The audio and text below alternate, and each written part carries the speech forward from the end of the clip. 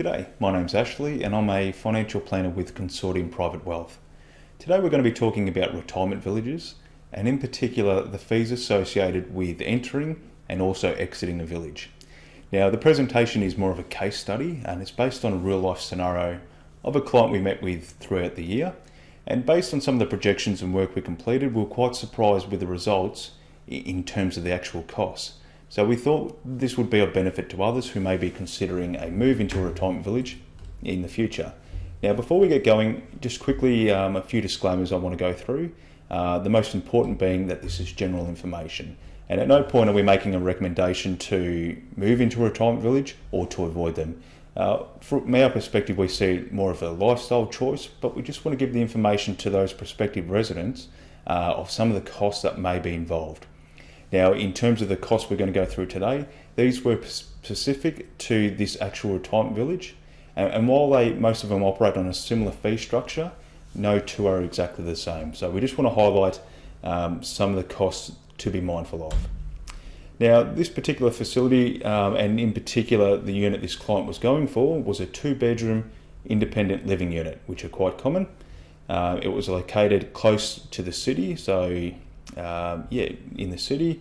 It had an age-in-place option, so that essentially means that as your care needs increase, this particular resident had an opportunity to move into residential aged care on site and to be looked after there. And much like any other retirement village, there was a lot of services on site, whether that be hairdressing, a bowling facility, a library. In this case, there was a sports bar and a billiards room, so it had all the bells and whistles. From a fees perspective, to buy into this particular place, it was going to cost our client $312,500 in what's called a refundable ingoing contribution. There was also another charge on top, and it was a $5,000 non-refundable ingoing contribution. So, pretty simple, they don't get that money back, that $5,000. From an ongoing fees point of view, and this is quite inexpensive, I feel, there was a $93.17 per week service charge, and this could cover maintenance fees such as gardening and other bits and pieces. This charge worked out to be approximately $5,000 per year, and on top of that our client had to cover municipal rates and some utilities. So this could be gas, electricity, telephone if that was connected, and they'd have to cover any extra services, so if they had meals prepared, for example. And on top of that, they would have to pay for their own insurance. So this would be contents, and if they still had a car insurance. In this client's case, they were eligible to receive rent assistance. So given that they were paying a weekly fee, in her case, she was eligible for rent assistance valued at about $50 per fortnight. So it's a bit of extra contribution from Centrelink that go towards the costs of her ongoing fees. The big fees, however, were the exit fees. So this is where this particular retirement village made their profits. And this is one that not many clients are aware of, particularly when they sign up. And it's all written through the contracts, but however, obviously contracts are not the easiest things to read.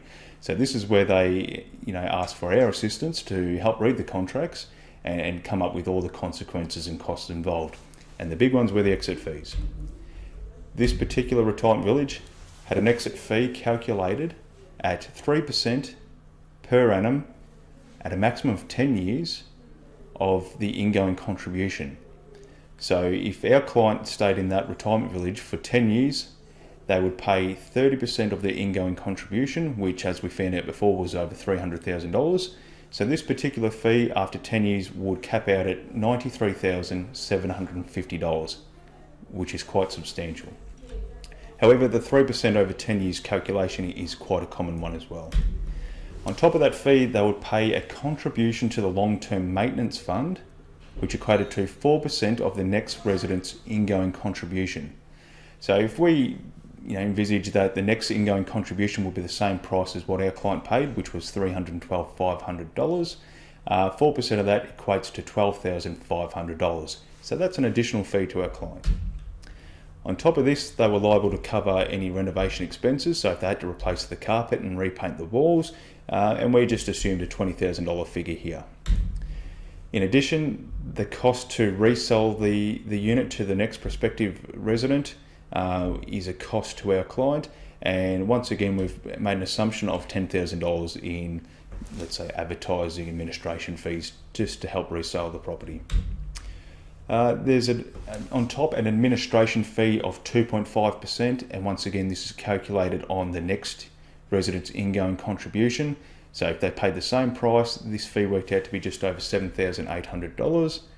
And finally, the village, written up in the contract, the village were allowed to keep 50% of any of the capital gains made. So all that worked out to be the exit fees when our client decided to leave that particular facility. Okay. Now, in our example, and what we put forward to the client, just to make sure they were able to make informed decisions if they wanted to move there or not, we put this projection forward. And for our client, we put them in a position that they were to leave after 10 years, and if their care needs increased, let's say they left after 10 years and needed to go into an aged care facility. After 10 years, we'd hope that the value of the unit went up, and in our projection, we put the resale price at $450,000, up from their buying price of $312,000. So they made a bit of a profit there, hopefully. In this instance, the following would apply from an exit fee point of view.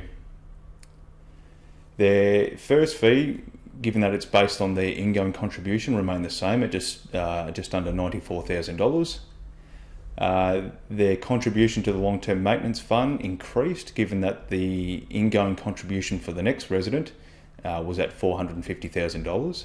So that's gone up to 18. Renovation costs and sale costs remain the same. Administration fee increased, given that was calculated based on the ingoing contribution of the next resident. And the village also kept 50% of the capital gains. Given that there was a capital gain made, this worked out to be $68,750. So to put all that in perspective, total fees on exit for our client, if their unit had sold at $450,000, was going to be $221,750. So definitely not a small amount, and this was a bit of a shock to our client. What the client walked away with was $228,250. What they would have walked away with, if that's what their proceeds would have been from the sale. So they wouldn't have got 450, they would have got the 228 figure. So we want to make sure the client is aware of that particular situation. So the big shock there was the exit fees. So on a closing note, we just want our our client and prospective clients out there, and anyone watching this video, just to fully read that contract, to understand all the fees involved, and in particular their exit fee. You can go to open days and walk around these places and admire the services and the features of a particular retirement village. It's quite easy to sign up and move into one of these places, but just understand what the actual cost is if you decide to leave. Thanks for watching the video. I hope it's been of value.